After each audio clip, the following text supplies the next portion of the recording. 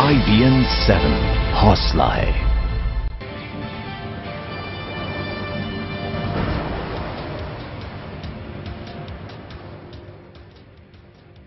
जम्मू कश्मीर में बीजेपी और पीडीपी गठबंधन की सरकार की कवायद तेज हो गई है। सूत्रों के मुताबिक बीजेपी पीडीपी नेता मुफ्ती मोहम्मद सईद को दिल्ली बुला सकती है। सूत्रों की माने तो प्रधानमंत्री नरेंद्र मोदी के साथ मुफ्ती मोहम्मद सईद की मुलाकात होने की भी संभावना यहां पर जताई जा रही है। आपको बता दें कि गुरुवार शाम को बीजेपी महासचिव राम माधव की पीडीपी नेता मुजफ्फर बेग से मुलाकात हुई थी। इस मुलाकात के बाद मुजफ्फर बेग ने भी बीजेपी पीडीपी गठबंधन की वकालत की थी।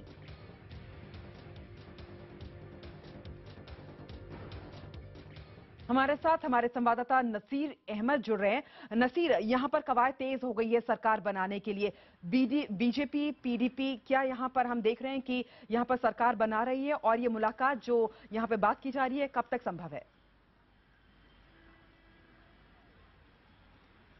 देखिए, सबसे पहले तो ये देखना पड़ेगा कि जो बीजेपी और पीडीपी की जो सरकार है उसका आकार कैसा होगा, क्योंकि उसी पे ये सारा निर्भर है कि बीजेपी और पीडीपी एक साथ जा सकती है।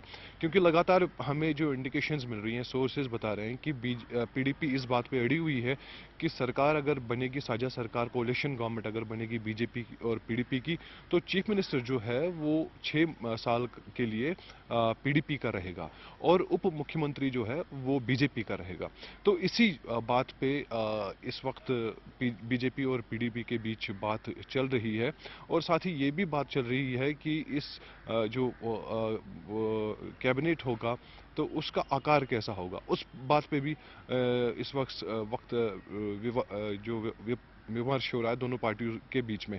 और सोर्सेज से हमें ये भी पता चला है कि देखिए, पीडीपी भी ये नहीं चाहती है कि इस वक्त राज्य को उस तरफ धकेला जाए जहां पे कि राष्ट्रपति शासन लगाना पड़े, और बीजेपी भी यही चाहती है कि जो मैंडेट मिला है कश्मीर से या जम्मू से, तो उसको एक इज्जत देनी चाहिए दोनों तरफ से। तो यही एक बात है जो समीकरण बन रहा है, बस वो ये एक ही है, पीडीपी और बीजेपी का, और एक साझा सरकार बन सकती है। और इसके लिए जो कवायद है वो बहुत तेज हो चुके हैं, बातचीत भी चल रही है और इंडिकेशंस ये भी है कि जो पीडीपी के पैट्रन है मुफ्ती मोहम्मद सईद, उनको दिल्ली भी बुलाया जा सकता है और खुद प्रधानमंत्री उनके साथ बातचीत करेंगे कि जम्मू कश्मीर में अगर सरकार होगी उसका रूप कैसा होगा, उसका आकार कैसा होगा और चीफ मिनिस्टर किस पार्टी का होगा। जी बिल्कुल, तो गठबंधन में बड़ा भाई कौन होगा इसको लेकर अभी भी मतभेद जारी है और मुलाकात हो सकती है मुफ्ती मोहम्मद सईद की प्रधानमंत्री नरेंद्र मोदी के साथ। बहुत बहुत शुक्रिया नसीर, हमारे साथ जुड़ने के लिए और तमाम जानकारी देने के लिए। तो मोदी चमत्कार के चलते बीजेपी जम्मू कश्मीर में भी पहली बार अपनी सरकार बना सकती है। कल बीजेपी नेता राम माधव से मुलाकात के बाद पीडीपी नेता मुजफ्फर बेग ने बीजेपी पीडीपी के गठबंधन की संभावना जताई है। वहीं नेशनल कॉन्फ्रेंस के मुखिया उमर अब्दुल्ला ट्वीट करके बीजेपी नेताओं से कथित मुलाकात और बातचीत की अटकलों को खारिज कर दिया है।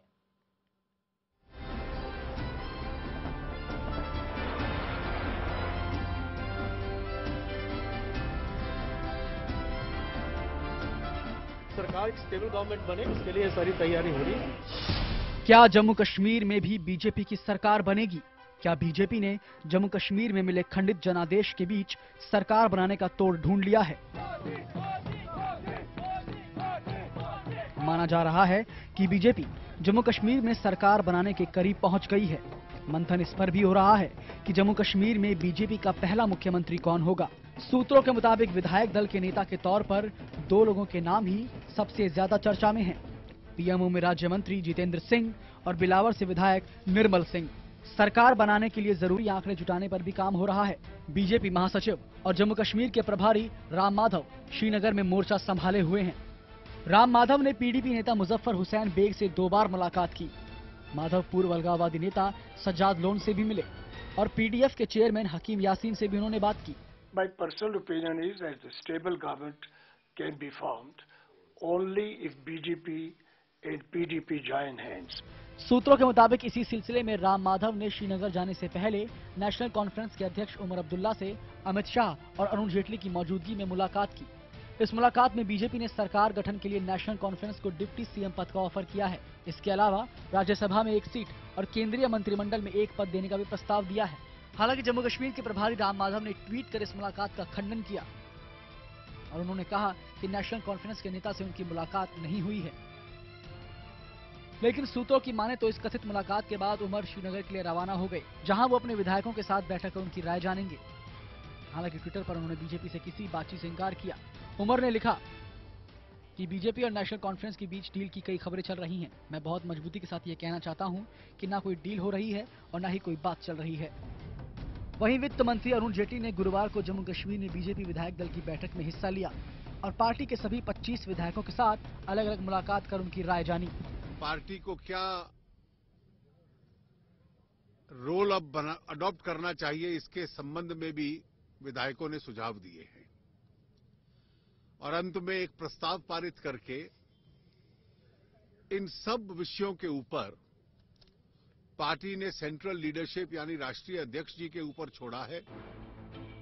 बीजेपी पहले ही साफ कर चुकी है कि वो जम्मू कश्मीर में सरकार बनाने के लिए किसी भी दल का समर्थन लेने को तैयार है। बीजेपी का दावा है कि उसे सज्जाद गनी लोन की पार्टी के 2 विधायकों समेत 6 अन्य विधायकों का समर्थन हासिल है। ऐसे में अपने 25 विधायकों के साथ बीजेपी के पाले में विधायकों की संख्या 31 हो जाती है। अगर उसे नेशनल कॉन्फ्रेंस के 15 विधायकों का समर्थन हासिल होता है तो सरकार बनाने के लिए जरूरी 44 के आंकड़े को बीजेपी पार कर जाएगी। वहीं 28 सीटों के साथ सबसे बड़ी पार्टी बनी पीडीपी अभी ये तय नहीं कर पा रही है कि वे बीजेपी के साथ जाएं या नहीं। हालांकि कांग्रेस ने उसे खुला समर्थन देने का ऐलान कर रखा है। देखो, हमने तो पीडीपी को पहले ही बता दिया है कि हमारा समर्थन जब भी चाहें तो हम, जाहिर है हम बीजेपी को तो कभी सपोर्ट करेंगे नहीं। हम अगर करेंगे सपोर्ट तो हम पीडीपी को ही सपोर्ट करेंगे। कांग्रेस भले ही समर्थन देने की बात कर रही है, लेकिन पीडीपी इसलिए कांग्रेस के साथ नहीं जाना चाहती क्योंकि वो जानती है कि सत्ता से बाहर कांग्रेस से उसे ज्यादा फंड नहीं मिलेगा। वहीं बीजेपी का रुझान भी पीडीपी के बजाय किसी के साथ जाने में है। इसकी वजह यह है कि इससे बीजेपी को मुख्यमंत्री के लिए ज्यादा तोलमोल नहीं करना पड़ेगा, क्योंकि नेशनल कॉन्फ्रेंस के विधायकों की संख्या बीजेपी के मुकाबले 10 कम है। इसके अलावा बीजेपी को लगता है कि अब्दुल्ला परिवार हमेशा से दिल्ली दरबार के साथ अच्छे रिश्ते रखने में यकीन रखता है। इन दोनों वजहों से बीजेपी को जम्मू कश्मीर में सरकार चलाने में सहूलियत और आसानी होगी। श्रीनगर से नसीर अहमद और जम्मू से पवन शर्मा के साथ ब्यूरो रिपोर्ट IBN 7। तो हमारे संवाददाता नसीर अहमद ने कश्मीर में राजनीतिक घटनाक्रम किस तरीके से आगे बढ़ रहा है वो जानने की कोशिश की। जम्मू कश्मीर में इस वक्त अफवाहें काफी चल रही हैं कि बीजेपी और नेशनल कॉन्फ्रेंस और पीडीपी अगली सरकार बनाएगी, लेकिन विश्वसनीय सूत्रों से हमें अभी पता चला है कि इस वक्त पीडीपी और बीजेपी के बीच नेगोशिएशंस चल रही हैं जम्मू कश्मीर में अगली सरकार बनाने के लिए। और सिर्फ अब मॉडलिटीज तय होनी है कि इस सरकार की शेप क्या होगी। यानी 2 चीजें, क्या पावर शेयरिंग होगी इसमें, यानी 3 साल चीफ मिनिस्टर बीजेपी का और 3 साल पीडीपी का। लेकिन यही जो मॉडलिटीज है इस वक्त तय की जा रही हैं, जो कि अंदर पीडीपी के सूत्रों से हमें यहां पता चला है। और ये भी साफ पता चल रहा है कि शायद बीजेपी इस बात पर भी राजी हो जाए कि पीडीपी को 6 साल की पूरी चीफ मिनिस्टरशिप दी जाए। और यही कुछ मॉडलिटीज है जिस पर इस वक्त डिस्कशन हो रहा है।